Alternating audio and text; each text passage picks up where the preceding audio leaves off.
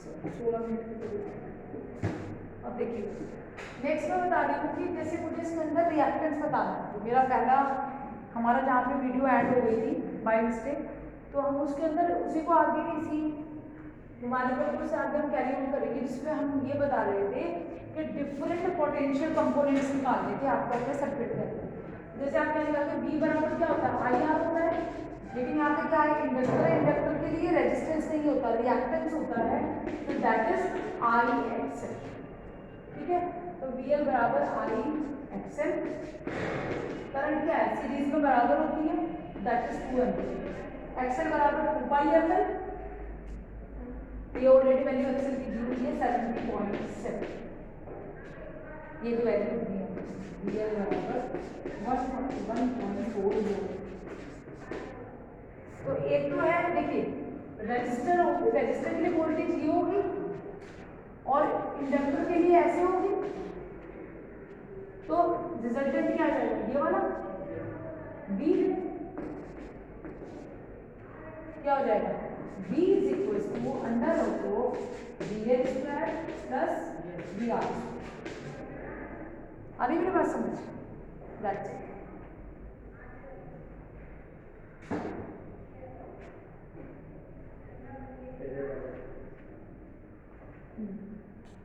कितना आ गया, 200 वोल्ट आ गया, जो भी आया Z 200 वोल्ट है, प्लस आएगा माइनस क्यों आएगा, प्लस तो माइनस क्यों आएगा, ये VL था, अच्छा ये VL आएगा तो माइनस थोड़ी। अब आपको फेज डिफरेंस भी बताना है, क्योंकि डायग्राम आप तभी बना पाएंगे ना, मैंने कहा फेजर डायग्राम इसमें ड्रॉ करना है। तो tan phi बराबर किसके होता है, tan phi बराबर होता है VL अपॉन VR। अगर आप इसको phi मान लो तो phi के सामने वाला क्या होगा, परपेंडिकुलर जो होगा बेस, तो tan phi क्या हो जाएगा, VL अपॉन VR। तो VL की वैल्यू रख दो, VR की वैल्यू रख दोगे। देखो तुम्हें देखने में क्वेश्चन बड़ा टफ सा लग रहा था, लेकिन बहुत सिंपल है। VL की वैल्यू क्या है 141.4 और VR की 141.4। वन वैल्यू कब आती है, 45 degree. tan phi is equal to tan 45, 10 से 10 कट जाएगा, 5 would be equal to 45 degree. तो यानी ये फेजर डायग्राम खबर नहीं है, 45 डिग्री, दैट्स इट। ये बन गया आपका फेजर डायग्राम।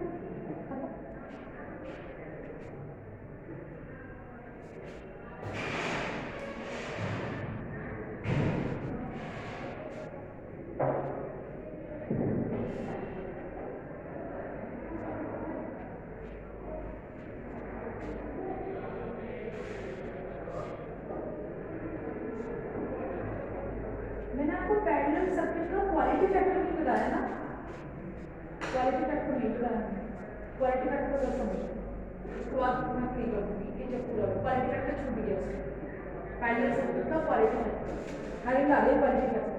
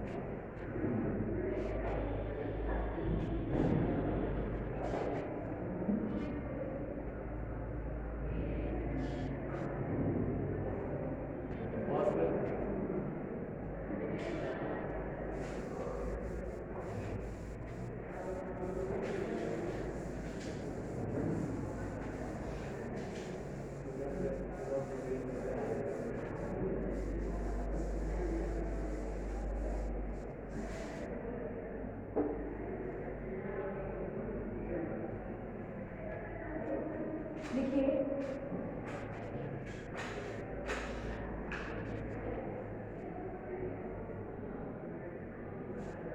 देखो होता क्या है, क्वालिटी फैक्टर हम क्यों पढ़ रहे हैं, क्योंकि हमारी जो करंट है वो मैग्नीफाई हो जाती है। कई बार क्या होता है, रेजोनेंट फ्रीक्वेंसीज पे रेजोनेंट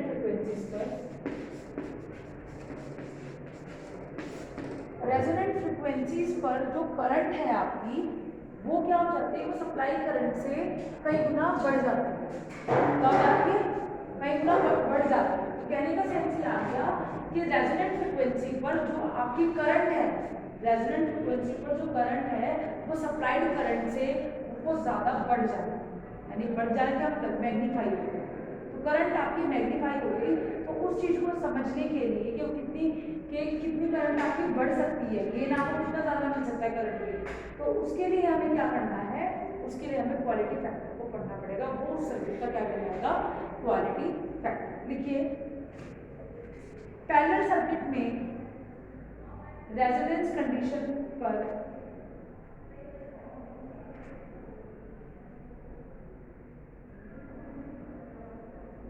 रेजोनेंस कंडीशन में पैरेलल सर्किट रेजोनेंस कंडीशन पर पैरेलल सर्किट में एल और सी में, पैरेलल सर्किट जो बनता है वो एल और सी को लेके बनाते हैं, ठीक है। आर नहीं कंसीडर होता, एल और सी अगर पैरेलल में है तो वो क्या आ जाएगा?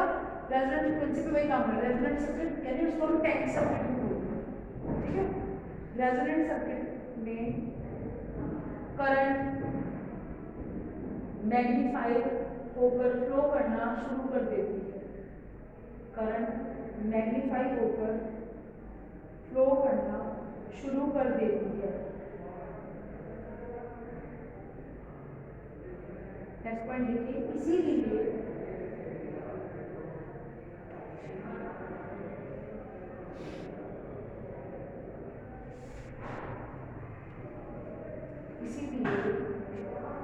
सर्किट में बहने वाली करंट के लिए एक्सप्रेशन निकालना आवश्यक है।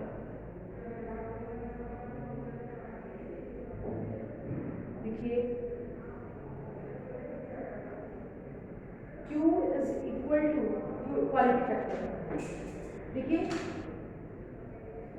Q इज इक्वल टू या quality factor is equal to the ratio of IC upon I। IC का मतलब कैपेसिटर करंट और I मतलब टोटल करंट, ठीक है। IC मतलब कैपेसिटर करंट और I मतलब यही तो होगा सर्किट।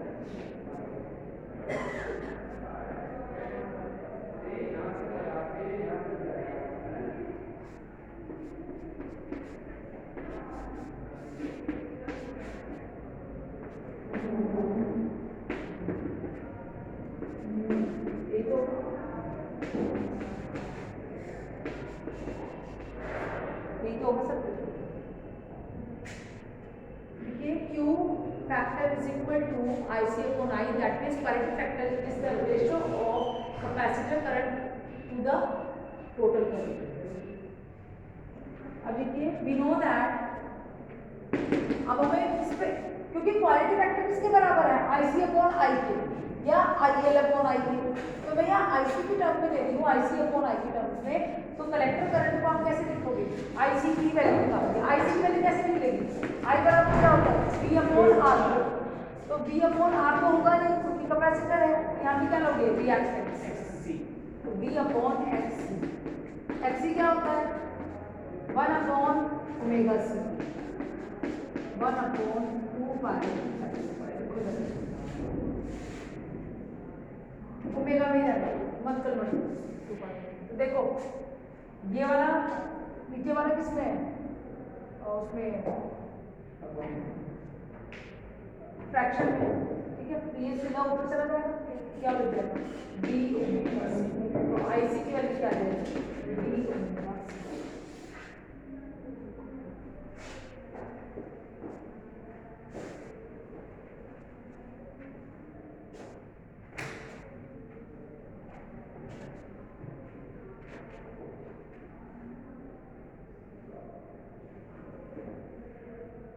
अगर आपको याद हो तो मैंने एक कंडीशन ही लगाई थी आपको रेजोनेंस इन पैरेलल सर्किट में, देखने को पीछे बोल के देखो। आई बराबर आई एल कॉस फाई। एक कंडीशन अनुराग आप एक छोटा सा पॉइंट ना सुन लो मेरी बात, जो मैंने रेजोनेंस कंडीशन निकलवाई थी ना, उसी में अगर थोड़ी सी जगह हो, थोड़ी सी जगह मिल जाएगी 2-4 लाइन लिखने के लिए, वहां पे लिखो छोटा सा एक टॉपिक लिखो 2 लाइन का, रेजोनेंट करंट। रेजोनेंट करंट ये आगे कभी निकल पाएगा जब मैं उसको बताऊंगा। रेजोनेंट करंट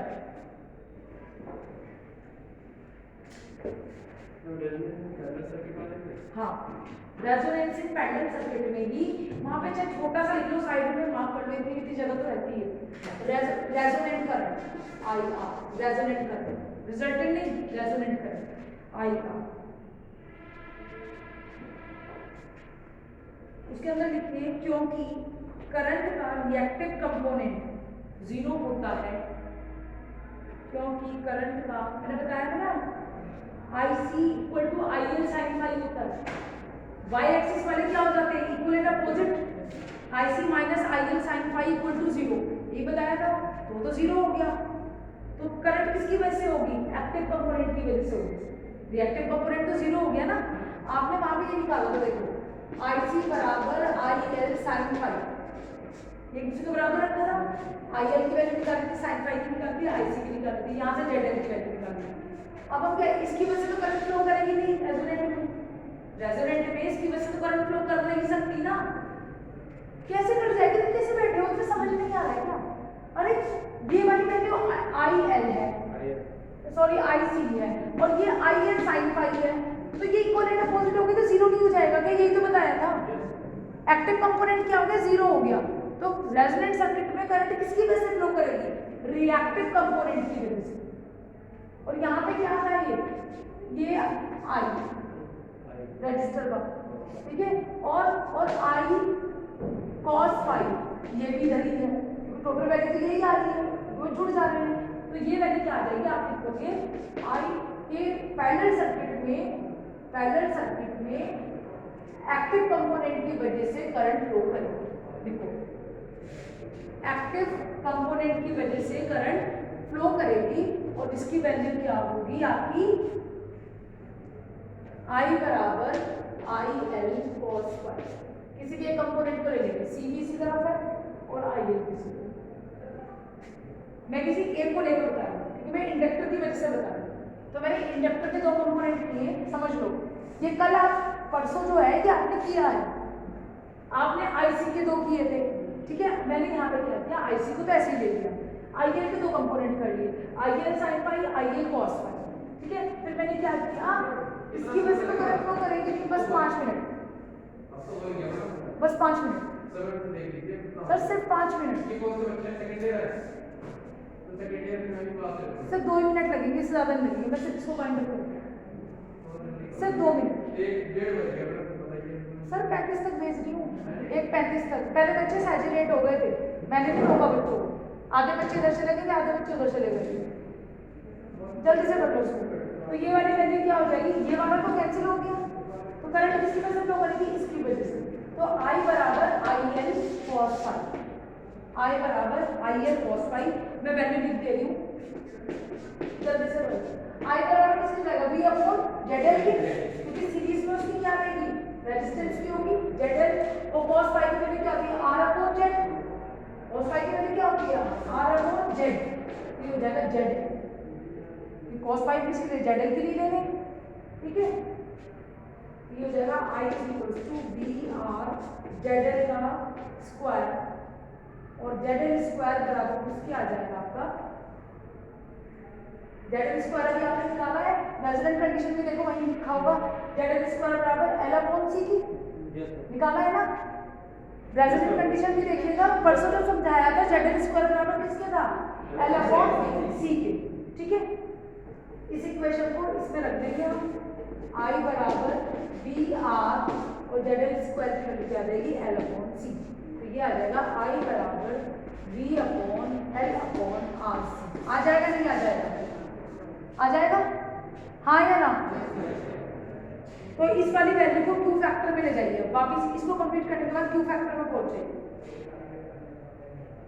अब आप यहाँ से बता सकते हैं कि आई बराबर आपका आई इट्स नॉट अ आई, ये आई है, आई एल नहीं है, आई, ठीक है। आई बराबर इसके आगे आपका B upon L upon R C, ये आ रहा है, ठीक है। इस वैल्यू को आई सी की जगह आई सी की वैल्यू रख दो। आई सी की वैल्यू क्या आएगी हमारी बी ओमेगा सी, और आई की वैल्यू क्या आएगी divide by L upon R C, Q is equal to, ठीक है। इसको जब आप सॉल्व करोगे, ठीक है, सॉल्व करने के बाद जो कटता है उसको काट दो, जो बचता है बचा दो, नहीं कटता छोड़ दो। जैसे बी से बी कट जाएगा, सी से सी कट जाएगा, ठीक है। तो ये वाली वैल्यू अच्छा ये ऊपर चली जाएगी, आर ओमेगा ऐसे आएगा और नीचे आएगा एल, यही आएगा ना, ओमेगा आर अपॉन एल। तो ओमेगा की वैल्यू क्या लिखोगे 2 pi F R upon L, और रेजोनेंट फ्रीक्वेंसी में एफ आर क्या होता है, F R is equal to 1 upon 2 pi under root L सी।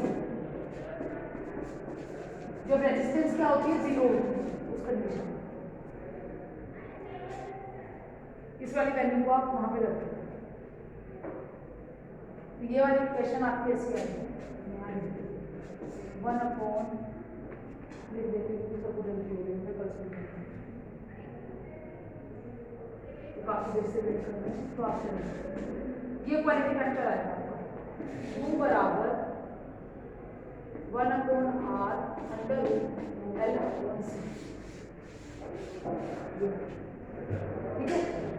क्योंकि हम जानते हैं कि रेजोनेंस ये आने के बाद आप क्या लिखोगे 2 pi F R upon L, और कौन सी फ्रिक्वेंसी पे ये कंडीशन कब निकाल रहे हैं रेजोनेंट फ्रिक्वेंसी पर, ठीक है। तो एफ आर की जगह आप क्या लिखोगे 1 upon 2 pi under root L upon C, इसको यहाँ पुट करो। तो जैसे पुट करो जो कटता होगा 2 पाई से 2 पाई कट जाएगा, जो कटता होगा उसे काट दो, फिर ये बचेगा। तो मैंने यहाँ पे ये समझ आ गई मेरी बात, क्लियर है। ये कंडीशन रेजोनेंट कंडीशन पे निकल रही है, इसलिए मैंने वहां पे ये लिखा, ठीक है। तुम्हारे फोन में नहीं बहुत चल रहा है 20 मिनट के लिए,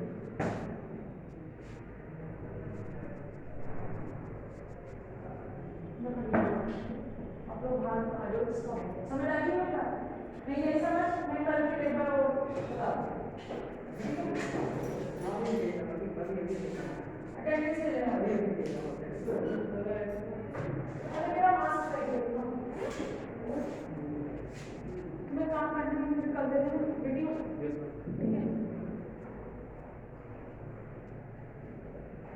स्टार्ट करते चल जाओ 20 मिनट